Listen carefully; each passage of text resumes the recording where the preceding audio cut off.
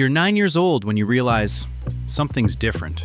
Not because you're the biggest kid, not because you shout the loudest, but because when you throw a baseball, something happens. People stop. They watch. You don't know why, you just know it feels right. The ball leaves your hand with purpose. It spins, it hisses, it obeys. Your coach calls it a gift. Your dad calls it destiny. Your friends, they just call it unfair. While other kids chase fireflies or ride bikes until sunset, you're at the field. Not because anyone told you to be, but because the mound feels like home. You throw into the backstop until your arm tingles. You chase that pop in the glove like it's music. The field becomes your sanctuary, and every pitch, a conversation between you and the game. You're too young to know what a rotator cuff is, but you know how to breathe before a fastball, how to lock eyes with a catcher, how to feel the rhythm before the windup.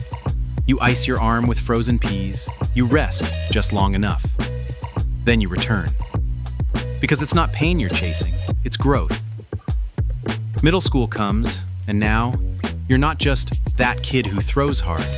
You're a pitcher, a student of the craft. You start learning grips, four-seam, two-seam, curve. You study angles, watch pros on TV like they're scientists. You break down mechanics like an engineer. You're not obsessed with being better than others. You're obsessed with becoming the best version of yourself. And while other kids chase trends, you chase command, control, presence. You miss birthday parties, not because you're forced to, but because something inside you says, I've got more work to do. Your friends don't get it. That's okay. This dream wasn't handed to you. It was discovered, slowly, one pitch at a time.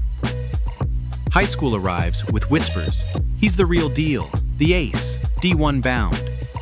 You try not to listen, but part of you smiles because you've earned this every early morning, every bullpen under gray skies, every time you trained when nobody watched.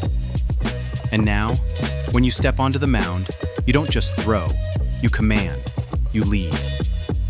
Pitching isn't just about power anymore, it's about psychology. Reading the hitter's eyes, changing speeds, dictating tempo like a conductor leading a symphony.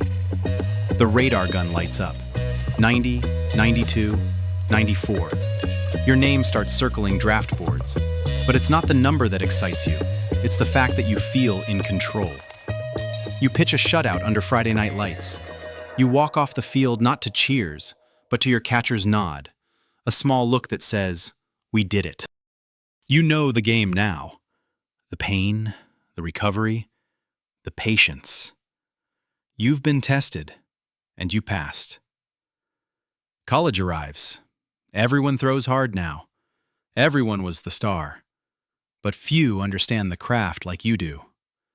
You don't panic when hitters adjust. You adjust faster. You adapt. That's what pitchers do. You sit in film rooms studying weaknesses. You develop a changeup, a cutter, a way to stay unpredictable. You're no longer chasing velocity. You're chasing mastery. And with every game, every inning, you learn something new. Something you add to your arsenal. Not just your pitches, but your mindset. You get drafted, 10th round. Not flashy, not viral, but real. And real lasts. The minors aren't glamorous, but you don't expect them to be. You embrace the grind, the bus rides, the sunburnt bullpens, the ninth inning with 2 men on and no margin for error.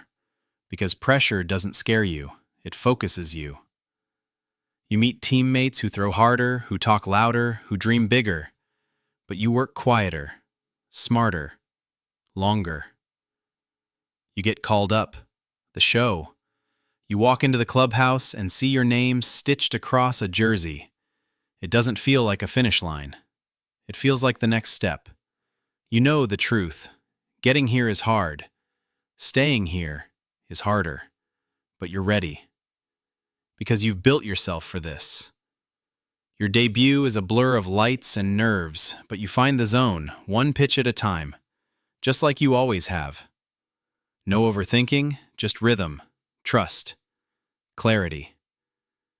You pitch 3 clean innings. Nobody tweets about it.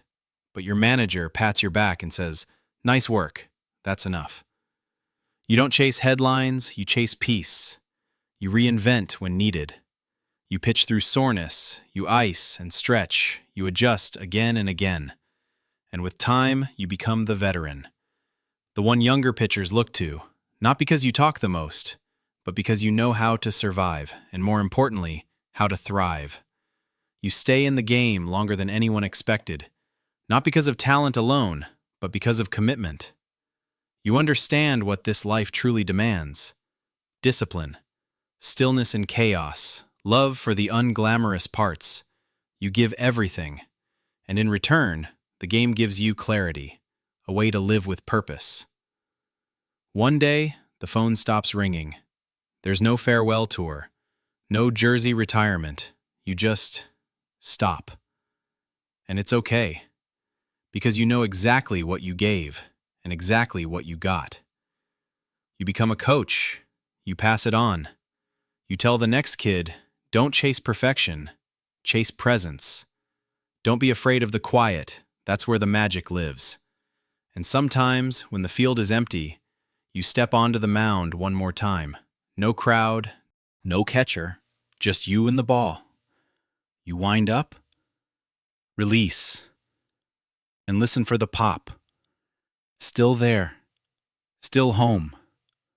That's why it's great to be a pitcher. If this story made you feel something, don't forget to like the video and subscribe to the channel. Now the ball's in your court. Who should we cover in the next video?